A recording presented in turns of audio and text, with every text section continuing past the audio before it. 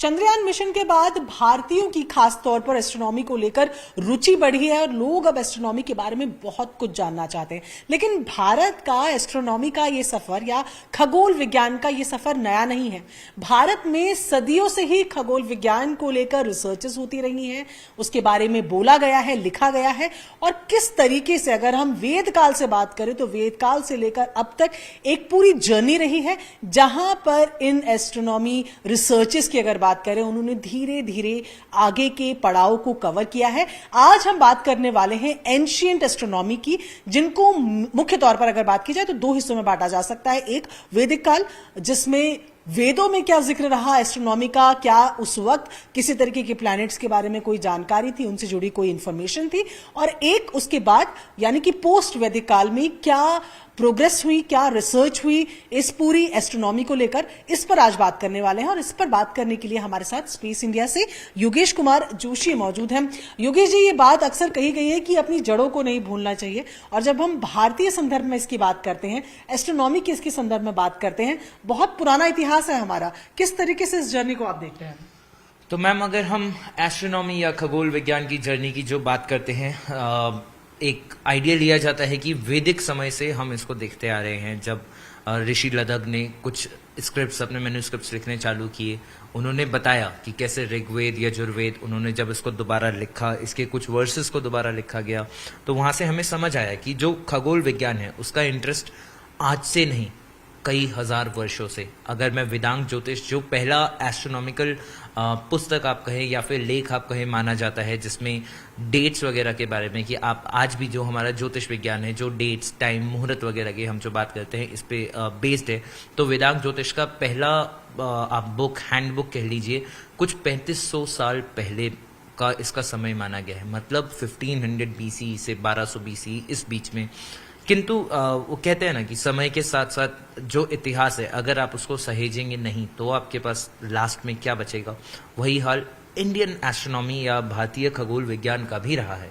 तो बात करते हैं हम 1500 साल 1200 साल पुराना, उस टाइम पे जब वेदांग ज्योतिष के बारे में हम बात करते हैं, तो वो हमारा कहते हैं कि पहला टेक्स्ट था। लेकिन समय के साथ, क्योंकि उस समय जब ये सारा इंफॉर्मेशन लिखा गया, उसके बाद उसको आगे पास ऑन कैसे किया, जैसे जो गुरु शिष्य परंपरा रही, जहाँ पे हम लोग ओरली सारी चीजें समझते थे। हम अब यहाँ आप देखेंगे कैसे गुरु जी अपने छात्रों को शिक्षा दे रहे हैं, कुछ ग्रह वगैरह के बारे में बता रहे हैं। हमेशा से भारत का जो विज्ञान रहा है वो नवग्रह को जानता है। हम अगर अपने एस्ट्रोलॉजी में आज भी नवग्रह के बारे में पढ़ते हैं, तो इन सभी चीजों की खोज, इन सभी चीजों का मूवमेंट, क्योंकि पहले के समय में जब टेलीस्कोप नहीं था, टेलीस्कोप जो कुछ 400 वर्ष पहले लगभग बनाया गया है, तो उससे पहले हमारी जितनी भी एस्ट्रोनॉमी थी वो सब पोजिशनल एस्ट्रोनॉमी, मतलब तारों का पोजीशन क्या है, प्लैनेट्स का पोजीशन क्या है, सन मून का पोजीशन क्या है, किस दिन हमारे दिन छोटे होंगे, बड़े होंगे, सॉल्स्टाइस, इन सब का विज्ञान,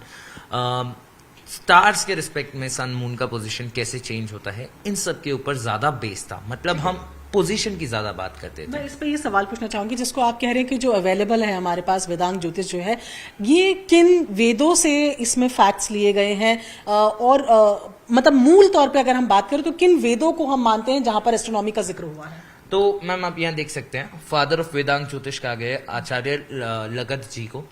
इन्होंने उस टाइम पे एक हैंडबुक लिखा, और हम समझ सकते हैं कुछ 1180 BC के आसपास में उन्होंने वो एक हैंड कैलेंडर टाइप बनाया, जिसमें इन्होंने ऋग्वेद और यजुर्वेद से कुछ वर्सेस, आप कह सकते हैं कुछ सिद्धांत वहां से उठाए, जो जहां पे एस्ट्रोनॉमी का जिक्र था। तो ये दिखाता है कि कितना पुराना, करीब करीब 3200 वर्ष पुरानी बात हम कर रहे हैं। तो ऋग्वेद और यजुर्वेद दो ऐसे मेजर वेद रहे हैं जहां से हमने रेफरेंसेस उठाए हैं।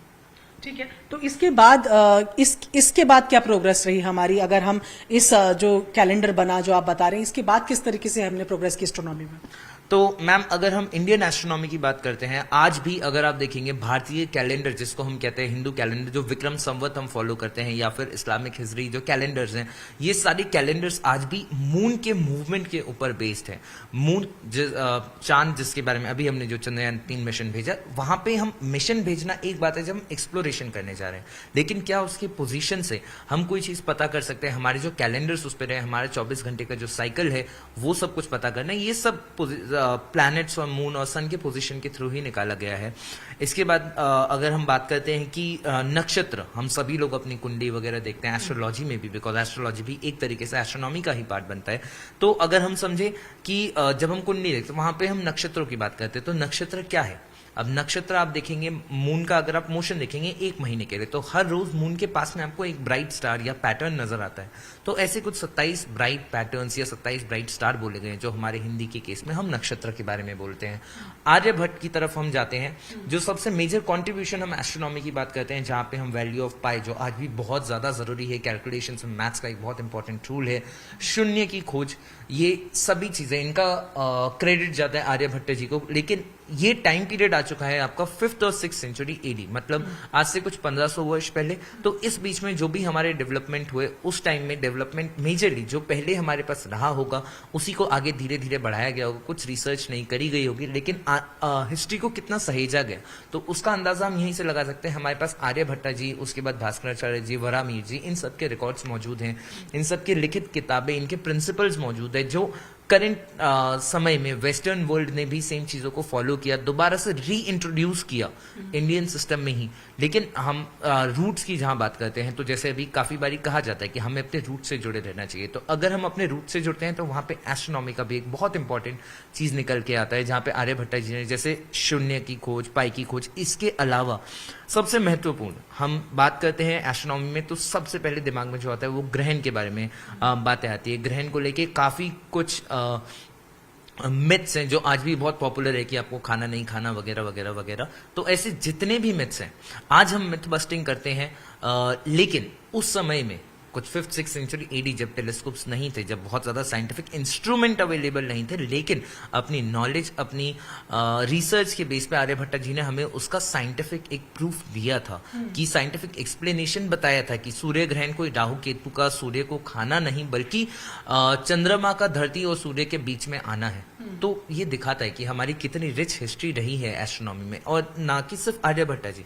इसके बाद अगर हम जाते हैं तो भास्कराचार्य जी, इसके बाद हम जाते हैं ये नक्षत्र का कॉन्सेप्ट जो over the period of time आया, जहां पे हम देखते हैं 27 आपके नक्षत्र और इसको 12 हमारे सन साइंस। तो ये सभी चीजें, Jantar Mantar down the line हमारा बना। हम और बात कर सकते हैं वराहमिहिर जी के बारे में, जिन्होंने एंशिएंट एस्ट्रोनॉमी में हमें काफी सारे कॉमेट्स के बारे में हमें बताया, उसके ऑब्जर्वेशन करके हमें बताया।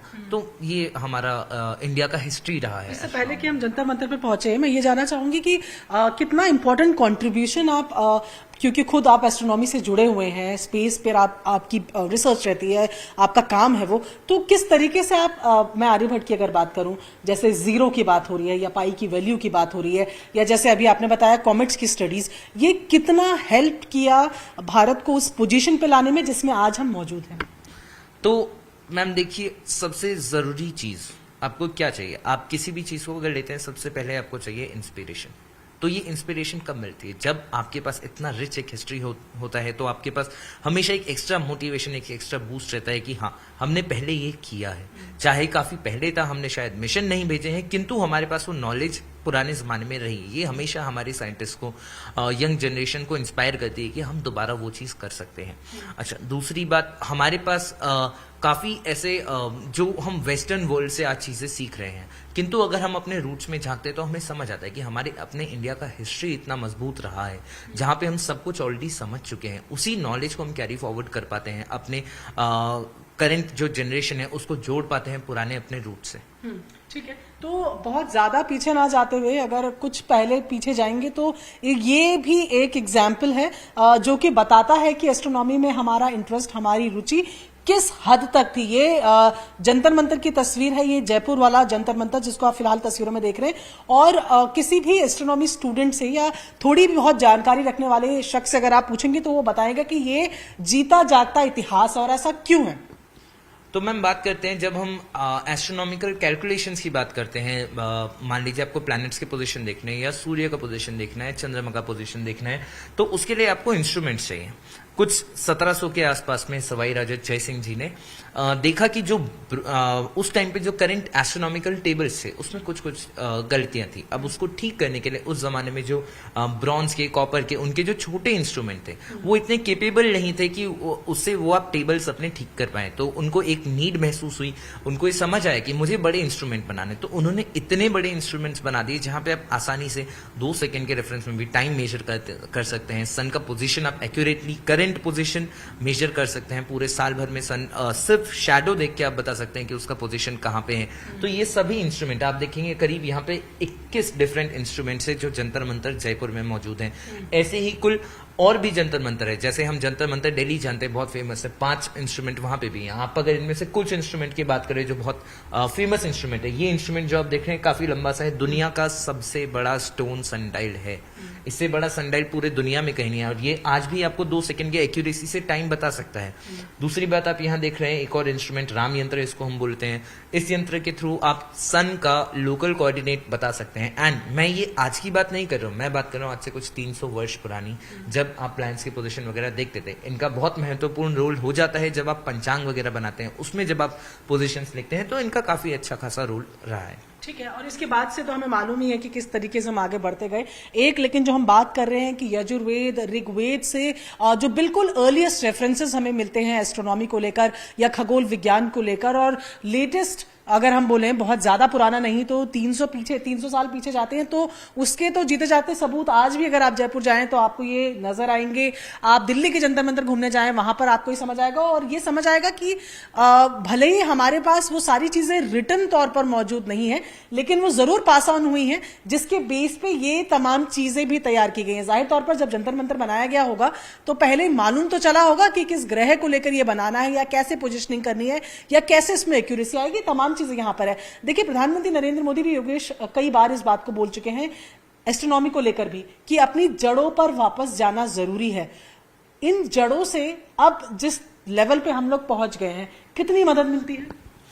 तो मैम ऐसे समझते हैं, पहला एक टाइम या ऋग्वेद के जमाने में हमने जो भी चीजें लिखी वो ऑब्जर्वेशन पे बेस्ड थी। सिर्फ आप प्लैनेट्स का पोजीशन या स्टार्स का पोजीशन जो आप धरती से देख पाते हो उसके बेस पे हमारा रिसर्च रहा है। किंतु जैसे जैसे भारत स्पेस फील्ड में आगे बढ़ रहा है, 1969 में हमने इसरो स्टैब्लिश किया, 1975 में हमने आर्यभट्टा सैटेलाइट लॉन्च कर दिया, अपना खुद का रॉकेट सिस्टम बना दिया, तो ये दिखाता है कि भारत की जर्नी कहाँ ऑब्जर्वेशन एस्ट्रोनॉमी में कहाँ से शुरू होके कुछ 1500 साल, 2000 साल, 3000, 3500 साल पुरानी जर्नी, और आज एक ऐसे पॉइंट पे है जहां पे हम सोलर सिस्टम को एक्सप्लोर करने के बारे में सोच रहे हैं। हम ये सोच रहे हैं कि हम धरती से बाहर निकल के दूसरे ग्रह तक, जिसको हम पहले सिर्फ देख पाते थे, वहां जाने की बात करें। इनफैक्ट हम मार्स तक पहुंच चुके हैं, तो काफी गौरवपूर्ण एक यात्रा है। अगर मैं सिर्फ और सिर्फ करंट कंट्रीब्यूशन की बात करता हूँ कि 10-15 साल में हमने क्या किया, तो हमने धरती से बाहर निकलना सीखा।